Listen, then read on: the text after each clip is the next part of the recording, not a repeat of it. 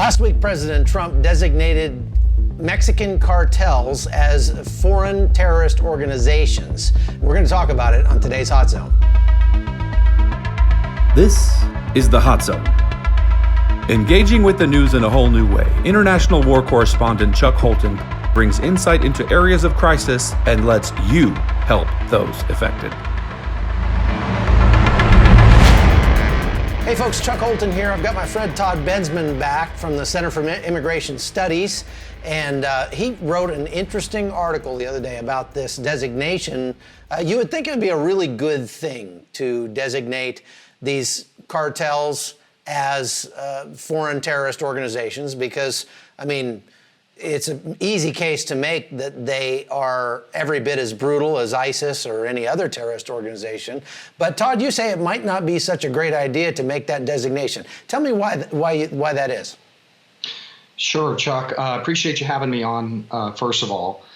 My thinking about this goes to the heart of the post 9/11 counterterrorism infrastructure that we built to take on Islamic terrorists both abroad and also at home. And by tackling them abroad and internationally, that also protects us at home. And so we built up this really arguably successful counterterrorism infrastructure in the enterprise here in the United States.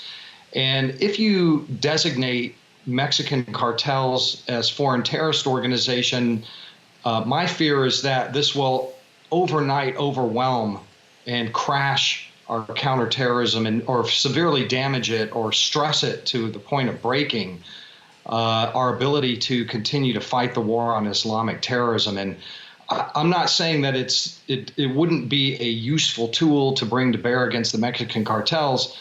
I just feel like not enough thought has gone into its impacts on our counterterrorism enterprise in the United States. And I'm just calling for, hey, hit the pause button here. You know, we don't need to hit the panic button, hit the pause button, and try to figure this out a little bit more in terms of thinking and analysis. Okay, I hear you. But for our listeners, let's talk a little bit about what it means to make that kind of a designation. Right. So statutorily, the requirements to designate an organization as a terrorist organization are three areas. Three things have to be met. One is it has to be foreign, which the cartels fit. It has to be a national security threat, which I am not convinced the cartels fit. And the organization has to be primarily motivated by some political or ideological goal, which I also don't think the cartels fit. You can shoehorn those in certainly, but I would argue that the cartels are criminal organizations that do not fit the definition. Not that anybody's going to go to the Ninth Circuit Court and appeal this. I'd be interested to see what that looks like. But once you have the FTO designation, this brings to bear several very important and powerful American tools. One is that you can conduct what's called material support investigations against anybody who is deemed to be supporting that cartel. That means Crips and Bloods in Chicago. That could mean transnational gangs that are in Texas prisons that orchestrate the movement of drugs from the border into the interior. And it certainly could mean, tens of thousands of Mexican members or employees of 9 different cartels. Nobody has come forward whatsoever at this point. I'm hoping that they're thinking about this and just haven't come out with it. But at least publicly, nobody has come forward and said, how are we going to scope this down so that the FBI and U.S. Department of Treasury, ICE, and everybody else is doing a little part of Islamic, the war on terror, aren't completely overwhelmed by 100,000 new Mexican terrorists.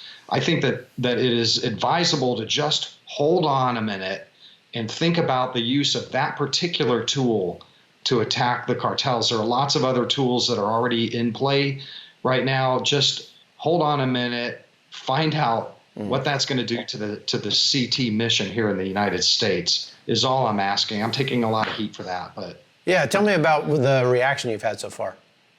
oh, look, I think on this issue, what's emerging is maybe a division among friends, conservative Republicans who, like myself, I would regard myself as a border security hawk, equal to none other border security hawk. But I think that, we also have in our ranks people who are very concerned about continuing to counter Islamic extremism in the United States. Almost all the FTOs right now, if you look at the list, between 65 and 70 are Islamic terrorist organizations. We don't put criminal organizations in that slot for a reason, and we're resourced right now to just handle those 65 to 70 terrorist organizations. If you just suddenly quintuple that number, I don't really know what the impact is going to be, but I think we should know what the impact is going to be before we do it. By the way, Trump has not actually designated it. He announced that they're in the process. It's probably a 6-step process that the State Department requires to designate them. So it's not too late to hold a little bit. Oh, my bad. Okay, so now here's my question. So one of the ways that I think that you can sometimes kind of suss out whether or not something is a good idea is to do what I call the reduction to the ridiculous. That is, kind of push something to its extreme logical conclusion and kind of see where you end up, one way or the other. So some people that I've read are saying, well, this is a good thing because although they don't necessarily have to make use of any of the tools it will give them, it will at least make available to the government a whole lot of tools that they don't have right now that they could use to go after these cartels. However, reduction to the ridiculous, if we push that to its logical extreme, does it concern you that perhaps maybe the next administration or a future administration could then use this as, if nothing else, a precedent to go after other organizations that don't fit that, and like you said, kind of shoehorn them in and get to the point where I'm thinking like, so I have a friend who's a missionary in central Mexico up in the highlands where they grow a lot of the dope up there, and he's serving the people in that region. It's an Indian tribe called the Guajiro that actually work in the pot fields. So could this missionary at some point, could they say, oh, well, you're supporting the people who are working in the pot fields, therefore we can come after your assets, or so like how deep? Yeah, I mean, look, the second you break with the precedent that we are going to designate FTOs pretty much to Islamic organizations, then it just opens the gate completely. Like, at what point do you keep the precedent of countering Islamic terrorism relatively pure, I guess, and open the gates to really anyone? I would argue that we, as a country, have a number of tools that are already in play. Granted, that those tools are demonstrably not 100% effective against these cartels because let's face it, criminal organizations that are involved in illicit, devious industries like supplying vice will almost always find some way around whatever you throw at them. That's the nature of the game. It's cat and mouse. I don't see a reason to, but I'm saying it does work for the Islamics. I mean, in just this month alone, we've the FBI has brought like 6 or 7 different indictments against Islamics in the United States. There was a mall plot. There were material support cases. I mean, the FBI is using these FTO designations to knock these Islamists out completely, one by one, just this month, at least half a dozen. And I didn't even look at October, or November. But don't you imagine that a lot of people would love to see on the news that some narco trafficker's hacienda in Mexico just erupted in flame because we dropped a JDAM on it? I mean, obviously, AMLO, the president of Mexico, is very weak on crime. His motto has been hugs, not guns, when it comes to dealing with the narco terrorists. And I don't know that hugging them is really the best option. So, I mean, don't you think from an emotional standpoint, a lot of Americans are going to be like, well, yeah, of course, let's do this? Well, personally, I'm all about bombs, not hugs. The FTO designation does not imply permission to conduct military operations in a foreign country. We don't need permission to do that. Sure, it would be outrageous and people would complain and all the rest of that, but I argue actually for the border wall, which would impede a lot of the drug smuggling. I'm not saying don't build the border wall. I'm saying actually build it and do it fast and do it well. And I also don't necessarily, I'm not opposed at all to, Osama bin Laden like special forces operations to take out kingpins, especially when they attack American citizens. But the FTO designation is something different. It's a bureaucracy that is finely tuned and in balance right now over 17, 18 years that we've had a chance to build it and fine tune it and hone it. And to just, for a political shot in the arm, it feels good to do it, to sort of potentially wreck that bothers me. And I just think we should hold.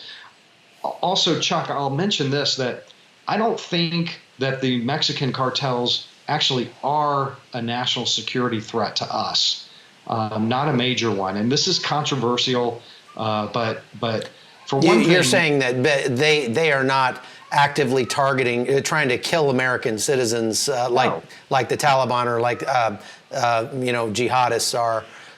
Planning operations in the United States to cause mayhem because we're their biggest customer. They don't want to do that, right? I mean, we a healthy, prosperous United States with healthy, prosperous drug users in the United States is the best thing for the cartels.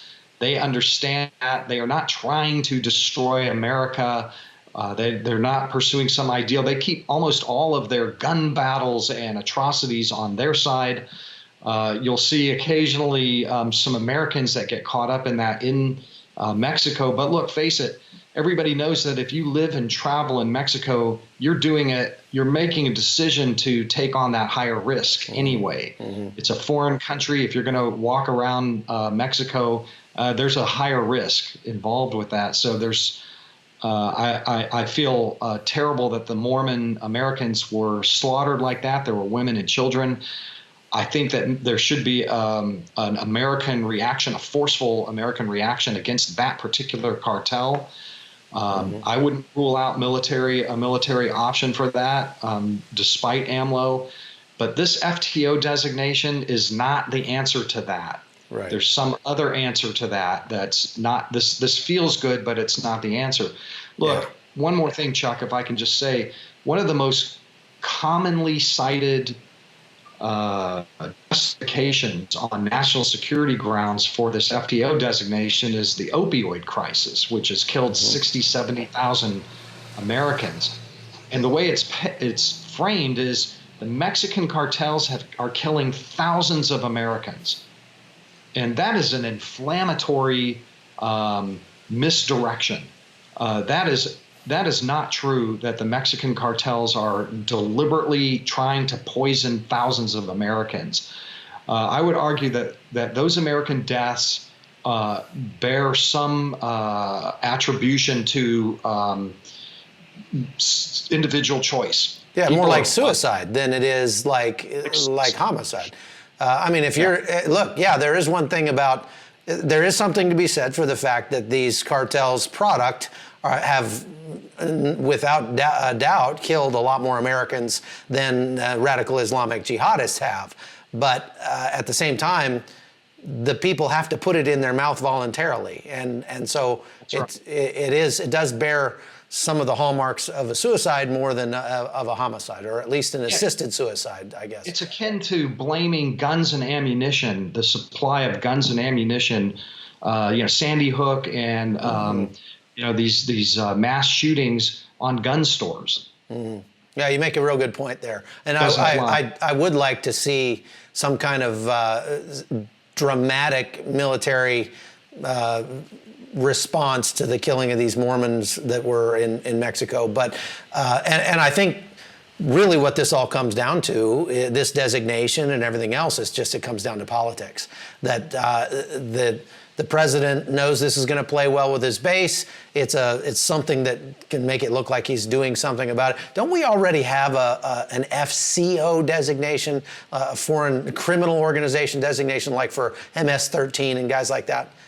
Yeah, TCOs. So what's the difference, as far as politically, with doing that? Well, first of all, the TCO designations allow for fiddling with interdicting financial assets, and right. It does provide tools to the U.S. enterprise countering cartels.